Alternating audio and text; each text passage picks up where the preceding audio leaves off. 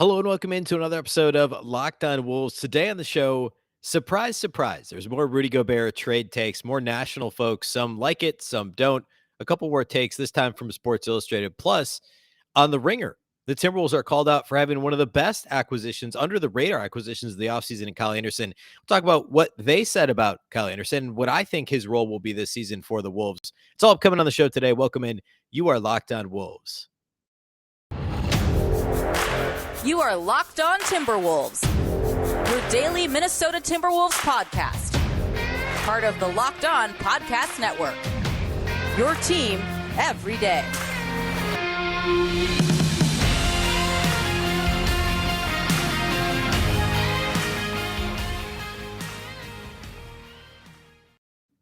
Hello and welcome into the Locked On Wolves podcast, part of the Locked On Podcast Network, your team every day. My name is Ben Beek, and I'm the host of Locked On Wolves. Happy Monday, everybody. Hopefully you had a fantastic weekend.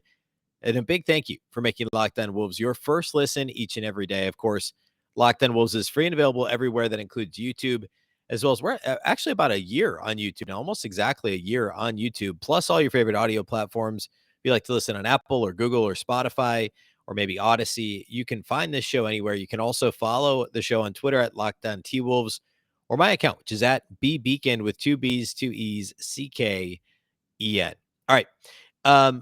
Couple things I want to get to today. One, Sports Illustrated had kind of a roundtable article out, and they talked about best offseason move, worst offseason move, most surprising offseason move, et cetera, et cetera. There were, I think, 3 Timberwolves mentioned, so I want to cruise through those and give my thoughts on their thoughts. And then The Ringer had an article, or I guess more accurately, Dan Devine at The Ringer, who does a fantastic job, has covered the league for a long time. I believe at Yahoo previously. He's been at The Ringer now for a couple of years, or a few years. He wrote an article about the 7 most intriguing under the radar deals in free agency, and Kyle Anderson is one of them. He has a really interesting, kind of a fun write-up about Kyle Anderson and how Slimmo should fit with the Wolves. And I want to talk a little more about that, kind of expand on that topic, because I think it's time to talk about his role, right? Like what is Kyle Anderson's role actually going to be on the Wolves this season? So we're going to get to that in a moment. First, let's start with this Sports Illustrated article. It's called Best, Worst, and Most Surprising Moves of the NBA Offseason. It's a roundtable with Howard Beck, Robin Lundberg, Chris Mannix, Rohan Nedkarni, and I guess that's it. So the first question is, what's the best move of the offseason? Howard Beck says the Rudy Gobert trade from Utah's side. He talks about how good it was to cash in or cash out on Gobert for all the draft picks. The Gobert Mitchell era had gone stale and they need to bottom out. So he likes the trade. I mean, the question is what's the best move of the offseason? He thinks the Jazz had the best move of the offseason. The answer to the same question from Chris Mannix, he says, I'll just read, it's a pretty short paragraph. I'll just read what he says. He says, Minnesota was lampooned for forking over years of future draft capital for Rudy Gobert, but Gobert instantly makes the Wolves a top 10 defense and takes enormous pressure off Karl-Anthony Towns, who, if he continues to make threes, will ease any concerns about having 2 bigs on the floor. With Anthony Edwards poised to take another step, you can comfortably pencil Minnesota into a top 5 slot in the Western Conference. From there, it'll be on Tim Connolly, one of the NBA's top talent miners, to find the pieces to fit around them. Now, I've been saying now for weeks the Wolves are a top 5 team in the West. We talked last week, I think it was midweek, last Wednesday, the ESPN projections that came out with the Wolves in 7th. There's been some more noise about them not being a top 5 team. Obviously that's absurd. I mean, I've been saying all along since the Gobert trade, the Wolves will finish between 3rd and 5th in the Western Conference. I think that's the range. And Mannix says the same thing here at SI.com, has them as a top 5 team in the West. And I wholeheartedly agree with that. His analysis of the trade, obviously nothing groundbreaking there, but I think folks are just really overlooking the fact that Utah had a top 10 defense. I think it was 5 of the 6 years, or 5 of the 7, or 4 of the 6 years he was in Utah. It was like more than 2/3, more than 3/4 of the time when Gobert was a regular rotation guy. He wasn't like his first year as a bench guy, I think still in his second year. But they were consistently a top 10 defense. They had a top 3 defense a couple of times in Utah with Gobert. He is essentially a walking top 10 defense. Remember how bad those perimeter defenders were for Utah. And it's very easy to gloss over the fact that it almost automatically makes them a top 10 defense. They were 13th last year when it was all said and done in terms of defensive efficiency. And that was with Towns at center and without defenders like a Kyle Anderson. Obviously, Patrick Beverley was on the team, but I think Kyle Anderson somewhat makes up for that loss in terms of length defensively. Obviously, different players at different positions, but playing bigger will allow Edwards to play the 2 and shifting the lineup a little bit. McDaniel's playing the 3.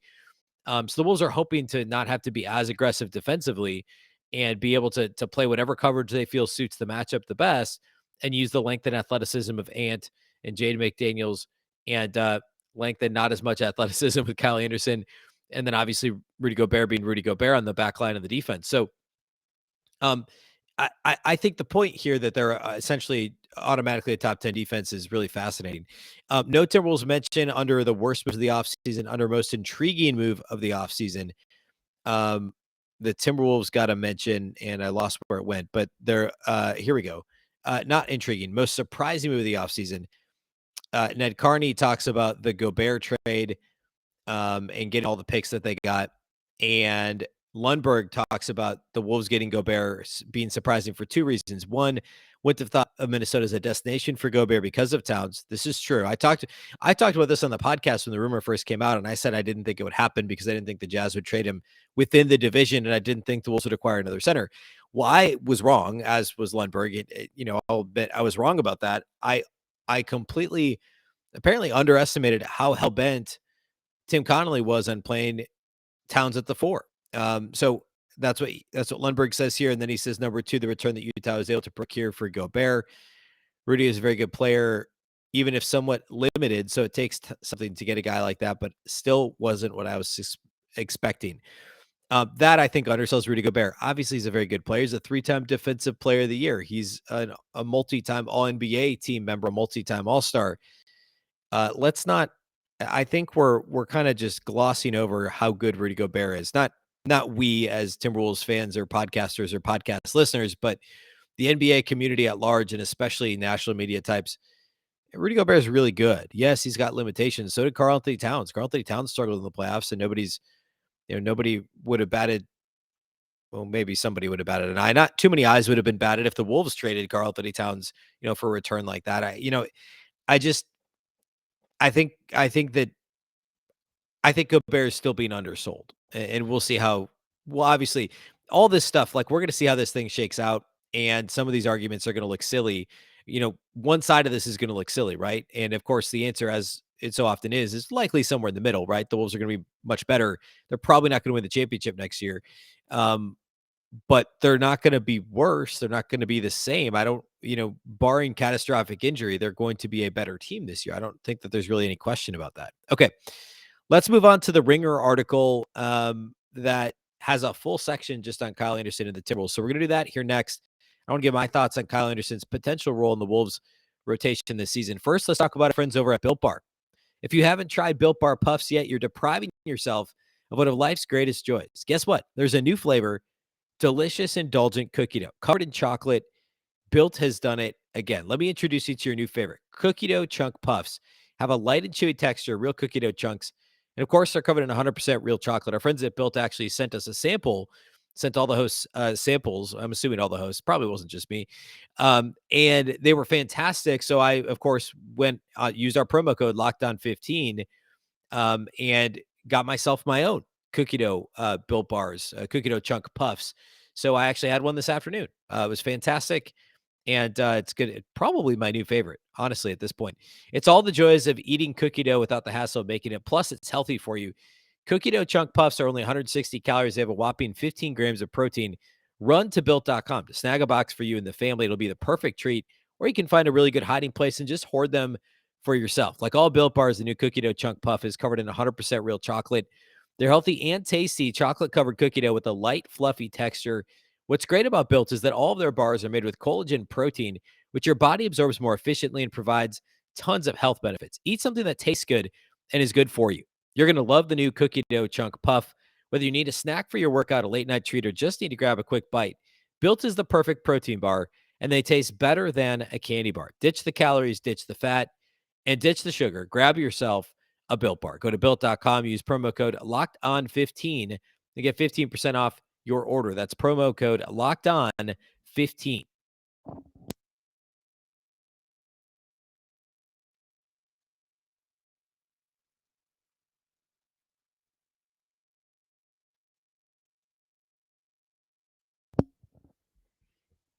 All right, over at theringer.com, there's an article from Dan Devine entitled "The 7 Most Intriguing Under the Radar Deals in NBA Free Agency."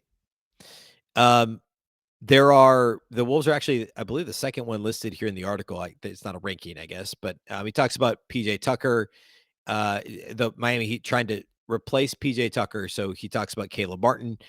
And then the Wolves are actually the second one mentioned, but some of the other ones here um, is the Marvin Bagley to Detroit is an interesting one. So he talks about that. And then he has got some quick hitters, but he spends a long time on 3 of them. And the Kyle Anderson one is one of them. So I'm going to read a couple of longer excerpts because I think it's important to get what he's saying. He talks about how important it is to get the complementary pieces to fit together, like Mannix was just saying, related to Tim Connolly in the first segment that the first excerpt that I read. And he basically makes the case that Kyle Anderson is these are my words, not his, basically the perfect complementary player. That's what he's done in his career versus San Antonio, then for 4 years in Memphis, where he can do whatever you need him to do. He can play he can act as anything from 1 through 5. Now, no, he's not a point guard, he's not a center, but he can initiate offense like a point guard. He can play a small ball 5 if you really want him to. He has the ability to do everything. He really is a Swiss Army knife type player. That's the best way I can describe Kyle Anderson. And so a couple examples given here by Devine at theringer.com. He says, this is me reading what Devine has here. He says, if you want maximum size up front, plug Slow-Mo with his 6'9" frame and 7'3" wingspan in at the 3 alongside Gobert and Cat. Let him match up with the opponent's most dangerous wing on defense while allowing him to use his estimable IQ to freelance with off-ball cuts while opponents focus on many starrier scoring threats. Need to starrier. Starrier is a weird word to read. Nobody says that.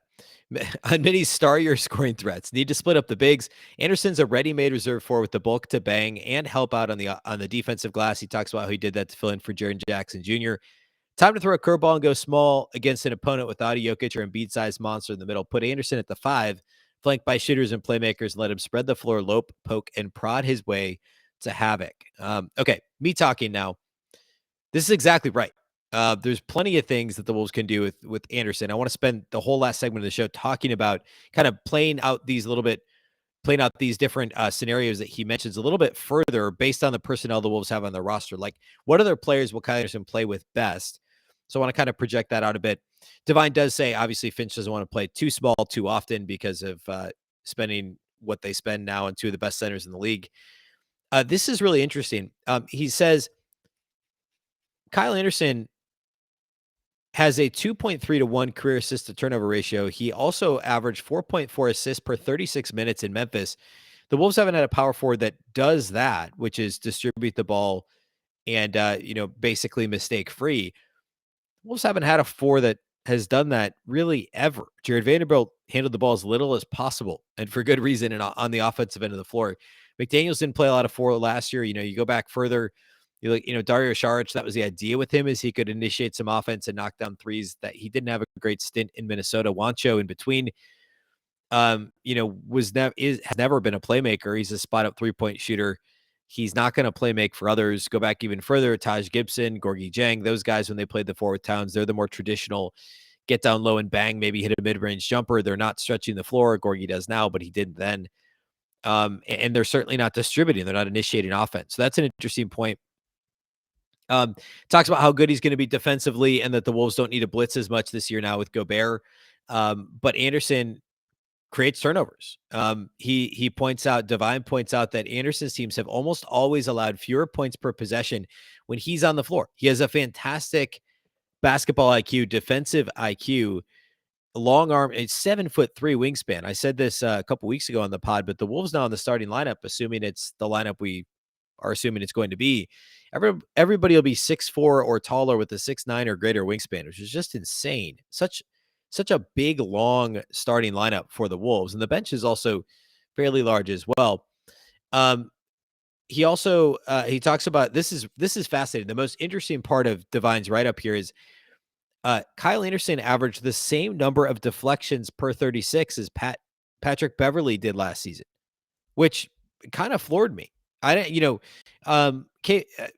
Slow-Mo's a good defender. We know that, and he's long and everything, but Pat Bev was often on the ball or at least guarding somebody who's involved in primary actions for the opposing team, right? He was one of the better defenders on the team, Pat Bev was. He's gonna guard the 1 or the 2, so he's gonna have more opportunities to get steals. Kyle Anderson, a lot of times he guards the opposing team's best perimeter offensive player, especially if it's a 3 or a 4, but occasionally sometimes if it's a 2 as well. And Anderson was still able to get his hands in passing lanes and be active in that regard. So it's the same number of deflections per 36 as Pat Bev did last season. Divine also talks about some concerns about his 3-point shooting, 33%.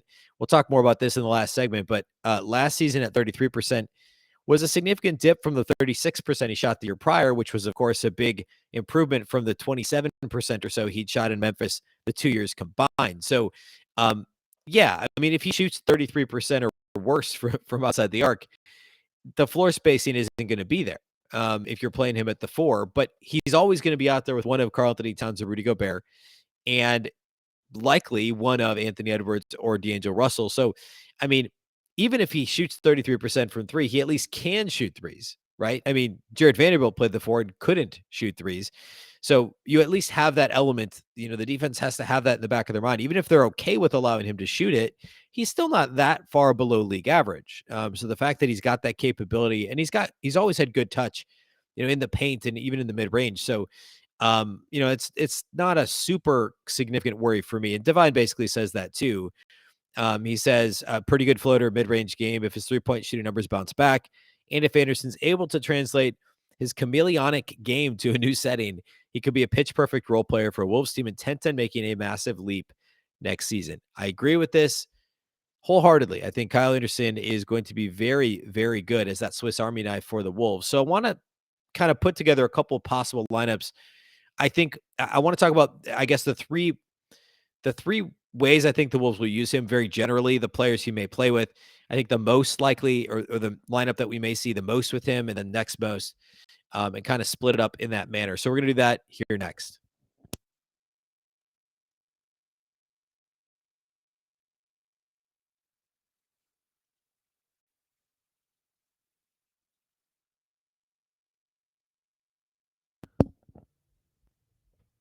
All right, Kyle Anderson has done a ton of different things in his career. He's held several different roles. He was a starter for like the first and third years in Memphis, and was a bench guy in his second and fourth years in Memphis.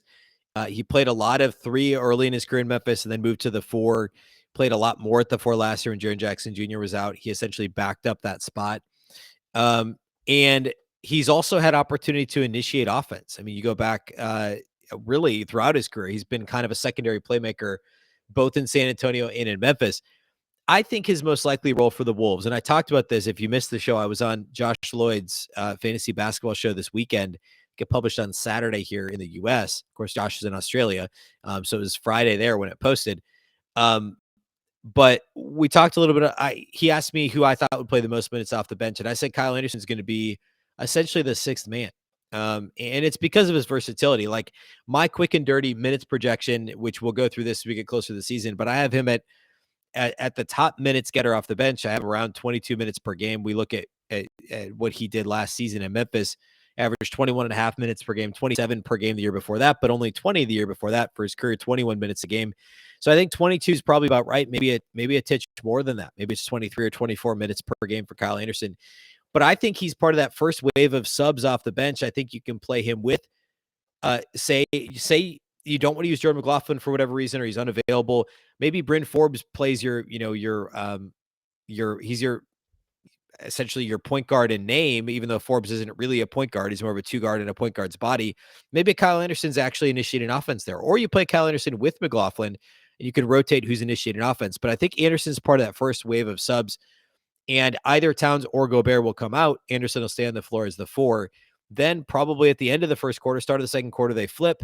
Anderson stays in at the 4, and Towns or Gobert, whichever one was sitting, comes back in the game. And then towards the end of the second quarter, we see, probably 4 or 5 minutes of Towns and Gobert together, assuming they're not in foul trouble. And that's probably going to be what the front court rotation looks like. I don't think there's Naz Reid minutes. I don't think there's Nate Knight minutes on a regular basis. We may see Naz, obviously both Gobert and Towns can be prone to foul trouble, especially Towns. So perhaps we see Naz in those situations, or Nate Knight, depending on the matchups, what the situation calls for. If it's more offensive finesse, like a Naz Reid, or if it's rebounding and more, brute force, then it would be Nate Knight. But I think Anderson primarily plays the 4. And the other reason for that is, the 3, you have Jaden McDaniels. You also have Taurean Prince, who can also play the 4. Or you could play a little bit smaller with Ant at the 3. Remember, Anthony Edwards played a ton of 3 the last 2 seasons, his first 2 seasons in the league. And then you have Jalen Noel or Austin Rivers or whoever at the 2, if Edwards is at the 3. So I think Anderson is going to see the vast majority of minutes at the 4. I don't think we'll see him much at the 3. However, it's always possible the Wolves go ultra big lineup for some stretches. So I think that may be the second most frequent lineup we see with Kyle Anderson is with him at the 3. Because remember, Jaden McDaniels isn't small either. He's 6'9" with a similar wingspan, 6'10" really, with a wingspan similar to Kyle Anderson. He's your starter at the 3. So perhaps Anderson in some against some teams, or if maybe McDaniels gets into early foul trouble, and Anderson soaks up those minutes at the 3. Taurean Prince is penciled in my mind as the backup at the 3, quote unquote backup, to play, 16, 18 minutes a game off the bench. But you could play Prince and Anderson together, and they're kind of interchangeable at the 3 and the 4. So I think Anderson's part of that first subgroup for Towns or for Gobert, leaving the other one on the floor. He could play some minutes at the 3 in big lineups. I do think it's intriguing to think of him as a small ball 5. He's really the only option there, unless you consider Naz a small ball 5. He kind of is in a way, but a true small ball 5. Kyle Anderson's really the only one that's an option. I think he's better there than Taurean Prince. I think he's can do a bit more for you in that potential role. So I think Kyle Anderson is the 6th man on this team. I think, say McDaniels misses a game here or there, Anderson may start at the 3, or you could see Taurean Prince at the 3. I think more likely it could be Anderson starting at the 3 in a no McDaniels situation, with Prince sliding then to a backup 4 role, and playing the Anderson role. The other option, of course, would be to start Noel and put Edwards at the 3, but I think the Finch is going to like Noel's offense off the bench this year. So all that to say, Kyle Anderson is a Swiss Army knife. He's going to play a lot of minutes at the 4. He'll probably play some minutes at the 3. I think we'll see him very, very sparingly at the 5, but it is an option. And his skill set, his willingness to pass, his ability to pass, that's the other interesting thing for me. If he ever sees any minutes starting at the 3 instead of Jaden McDaniels for whatever reason, that's another willing passer. I mean, you've got D'Lo and Anderson then as plus passers, and you've got Edwards and Towns as pretty good passers for what their role is, and willing passers. But Kyle Anderson's looking to make the right basketball play every time down the floor. And that could be really fascinating. I think Jaden's going to start. I don't really think there's any question about that. But perhaps we see Kyle Anderson in the starting lineup at some point this year if there's an injury or, COVID or whatever with Jaden McDaniels. Hopefully that's not the case. But we certainly could see Anderson in that particular role. Okay. That's all we have for you today here on the show. We are inching ever closer. We're like a month away now from media day and training camp. So we're getting there. We're getting closer. A big thank you to those of you that do make us your first listen every day. Of course, this show is free and available everywhere. Talking basketball throughout the off season, 3 days a week. You can find us on YouTube as well as any of your favorite audio platforms. You can also follow the show on Twitter at Lockdown T-Wolves. Don't forget the T, and also my account, which is at BBeacon. That's with 2 B's, 2 E's, CKEN. You can find it below on the screen if you're watching on YouTube. And again, really appreciate it. If you watch on YouTube, please subscribe, please like the video, please comment below the video. And if you listen on, say, Apple, please leave a review. It's definitely helpful to get us in front of more folks and have more ears listening to the show. All right, Locked On Wolves, of course, is part of the Locked On Podcast Network. Remember, the Locked On Network is your local experts on all the biggest stories. For your second listen today, consider listening to Locked On NBA. You can get up to date on the latest news and rumors in the league in just 30 minutes every day with Locked On NBA. Locked On NBA, your daily NBA update in just 30 minutes. Once again, I'm Ben Beacon. This is the Locked On Wolves podcast, and we'll catch you next time.